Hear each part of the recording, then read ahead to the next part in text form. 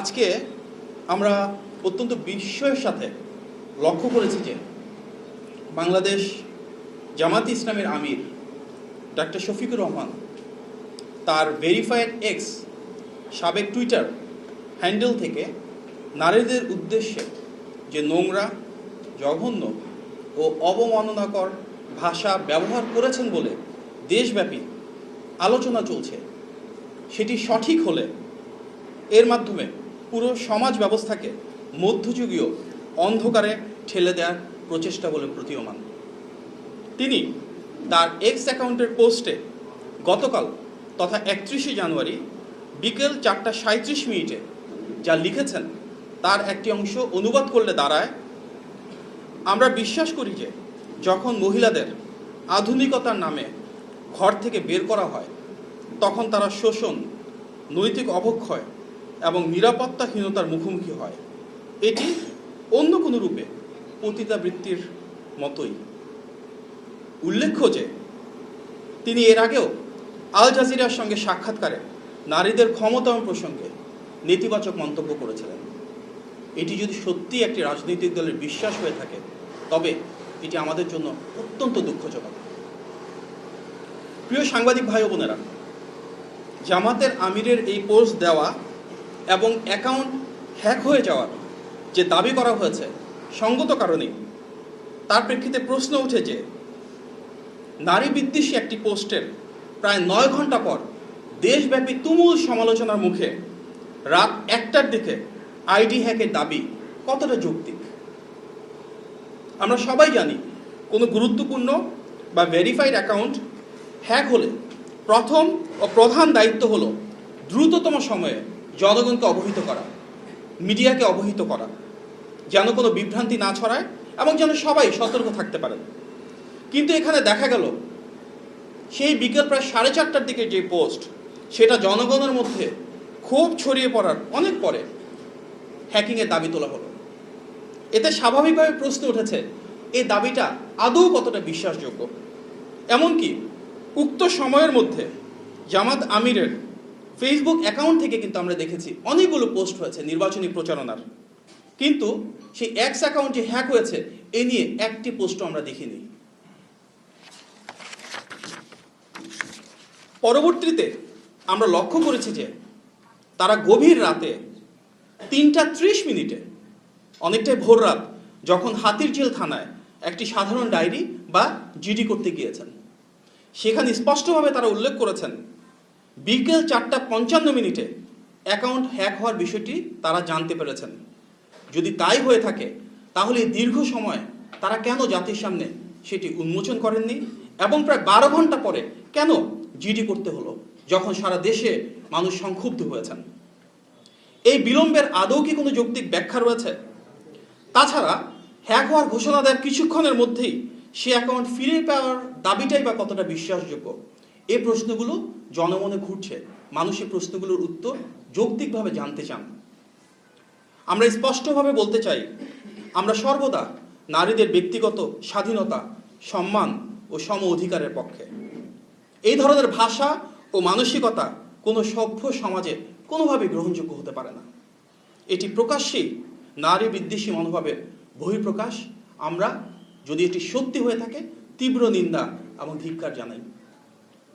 দুঃখজনক হল সত্য, এই রাজনৈতিক দলটির জন্য এটি নতুন কোনো আচরণ নয়।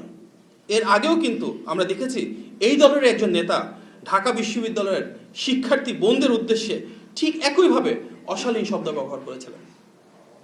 আমরা দেখেছি এই দলের প্রধান স্বয়ং প্রকাশ্যে নারীদের জন্য কর্মঘণ্টা কমিয়ে আনার মতন পশ্চাৎপদ বক্তব্য দিয়েছেন। উল্লেখ্য যে দলটি মুখে মুখে ইনসাফ কায়েমের কথা বলে বেড়ায়, কিন্তু একটি আসনেও তারা সংসদ সদস্য হিসেবে কোনো নারী প্রার্থীকে মনোনয়ন দেয়নি।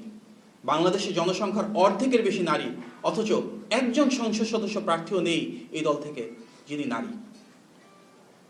এই বিষয়টি নিশ্চয়ই নারীদের প্রতি ওনাদের হীন মনোভাবের বহিঃপ্রকাশ।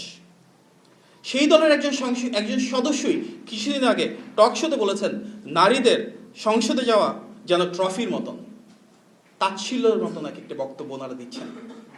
আমরা দেখলাম এই দলটি প্রকাশ্যে বারবার ঘোষণা দিয়েছে তাদের দলের প্রধান পদে নারী কখনোই আসতে পারবেন না। অথচ তাদের নারীরাই বাড়ি বাড়ি গিয়ে নির্বাচনী আচরণবিধির লঙ্ঘন ঘটিয়ে এনআইডি কার্ড এবং বিকাশ নম্বর সংগ্রহ করছেন। এটা কি ধরনের ইনসাফ? আমরা আরো দেখেছি এই দলের সঙ্গে নির্বাচনী জোটে যুক্ত থাকার কারণে জোটভুক্ত বিভিন্ন রাজনৈতিক দলের বহু নারী নেত্রী পদত্যাগ করতে বাধ্য হয়েছেন, কারণ তারা অবমাননার শিকার হয়েছেন। অনেকেই প্রকাশ্যে ক্ষোভ ও হতাশা প্রকাশ করেছেন। যারা জোটবদ্ধ হয়ে নির্বাচন করছেন তারাও অনেকেই স্বীকার করেছেন যে দলটির কারণে তারা নানাভাবে বাধার সম্মুখীন হচ্ছেন। এমনকি নারী প্রার্থীদের পোশাক পরিচ্ছদ নিয়েও প্রশ্ন তোলা হয়েছে বলে অভিযোগ উঠছে, যা চরম রুচিহীনতা ও নারী বিদ্বেষের বহিঃপ্রকাশ। আমরা প্রত্যক্ষ করেছি বিভিন্ন আসনে আমাদের যারা নারী প্রার্থী রয়েছেন, নির্বাচনী প্রচারণা আমাদের যেসব মা এবং বোনেরা রয়েছেন তাদেরকেও অনলাইন এবং অফলাইনে সমানভাবে নানাভাবে হেনস্থা করা হচ্ছে। উপস্থিত সাংবাদিক ভাই ও বোনেরা, বিএনপি এবং অঙ্গ ও সহযোগী সংগঠনের যারা নারী নেতৃবৃন্দ রয়েছেন, কর্মী এবং সমর্থকবৃন্দ রয়েছেন, প্রায় প্রতিটি সদস্যকে, বিশেষভাবে আমাদের ছাত্র দলের যারা বোনেরা রয়েছেন তাদেরকে প্রতিনিয়ত সাইবার সিকিউরিটির লঙ্ঘন ঘটিয়ে সাইবার স্পেসে সীমাহীন বর্বর এবং মধ্যযুগীয় বুলিংয়ের শিকার হতে হচ্ছে, যা সচেতন মানুষকে অনেক ক্ষেত্রে আতঙ্কিত করে তোলে। এসব অপপ্রচারে জড়িত আইডিগুলোর দিকে তাকালেই দেখা যায় এগুলো নির্দিষ্ট একটি রাজনৈতিক গোষ্ঠীর পরিকল্পিত কর্মকাণ্ড। হয়তো একাংশ সংঘবদ্ধভাবে এই কাজটা করছেন। যুগে যুগে আমরা দেখেছি বাংলাদেশের নারীরা কিভাবে প্রতিটি সংকটে অগ্রযাত্রায় সামনে এগিয়ে এসেছেন, আমাদের পথ দেখিয়েছেন। আমরা দেখি আমাদের মায়েরা, বোনেরা, স্ত্রী ও কন্যারা কিভাবে ঘরে বাইরে আমাদের পরিবার, সমাজ, রাষ্ট্রে গুরুত্বপূর্ণ ভূমিকা রেখেছেন। আমরা দেখি আমাদের নারীরা শ্রম দিয়ে, ঘাম দিয়ে পণ্য উৎপাদন করে বৈদেশিক মুদ্রা অর্জন করছেন। এই যে বাংলাদেশের গার্মেন্টস শিল্পের বিশ্ব বিজয়, তার বিরাট একটা অংশ জুড়ে রয়েছে আমাদের নারীদের অবদান। স্কুলে যে নারী শিশুদের শিক্ষা দিচ্ছেন, হাসপাতালে যে নারী ডাক্তার ও নার্স হিসেবে মানুষের জীবন বাঁচাচ্ছেন, পুলিশে যে নারী আইন শৃঙ্খলা রক্ষায় কাজ করছেন, আইনজীবী হিসেবে যে নারী বিপন্ন বিপদগ্রস্ত মানুষকে সহযোগিতা করছেন, যে নারী বিভিন্ন সামাজিক ও সাংস্কৃতিক কর্মকাণ্ডে নিজেদের নিয়োজিত রাখছেন, যে নারী প্রশাসন ও রাষ্ট্রযন্ত্রে রাষ্ট্র পরিচালনায় বিভিন্ন দায়িত্বে রয়েছেন, যে নারী বিশ্ববিদ্যালয়ে শিক্ষকতা করছেন, যে নারী আপনাদের মতন করে সাংবাদিক হিসেবে গণমাধ্যমে সত্য ও ন্যায় প্রতিষ্ঠায় অবিচল কাজ করে যাচ্ছেন, কিংবা যে নারীরা বিভিন্ন খেলাধুলায় দেশের প্রতিনিধিত্ব করছেন, দেশের হয়ে লড়ছেন, যারা সমাজ সংস্কারে নিয়োজিত রয়েছেন, ভাবা যায় এইসব কর্মজীবী নারীদের বিষয়ে জামাতের কি একটি অপমানজনক অবস্থান। প্রিয় সাংবাদিক ভাই ও বোনেরা, বছর দেড়েক আগে 2024 সালের জুলাই গণ অভ্যুত্থানে আমরা দেখেছি আমাদের বোনদের কিভাবে মিছিলে স্লোগান ধরতে হয়েছে। আমরা দেখেছি কিভাবে পুলিশের গাড়ির সামনে প্রবল সাহসে তারা দাঁড়িয়ে গিয়েছেন। দেখেছি কিভাবে কবিতায়, গানে, দ্রোহে, রাজপথে তারা প্রতিবাদ মুখর হয়েছেন। আমাদের মায়েরা পানি হাতে, বাসায় বানানো খাবার হাতে রাস্তায় নেমে এসেছেন। আমরা জানি 1971 সালের মহান মুক্তিযুদ্ধে আমাদের নারীরা কিভাবে লড়াই করেছেন, রণাঙ্গনে ছিলেন। জাতি আমাদের মা বোনদের এই আত্মত্যাগ কখনোই অস্বীকার করতে পারে না। কিন্তু যখনই কোনো সংকট আসে একটি পক্ষ তখনই নারীদের আঘাত করার নোংরা পথ বেছে নেয়। আমরা জানি 1971 সালের মহান মুক্তিযুদ্ধের সময়ও একইভাবে নারীদেরকে অত্যাচার, নিপীড়ন করার পথ বেছে নিয়েছিল একটি পক্ষ। লাখো মা বোনের সম্ভ্রম হারানোর কালো অধ্যায় পেরিয়ে আমরা আমাদের স্বাধীনতা পেয়েছি। মায়ের মতোই দেশ, কিংবা দেশই তো আমাদের মা।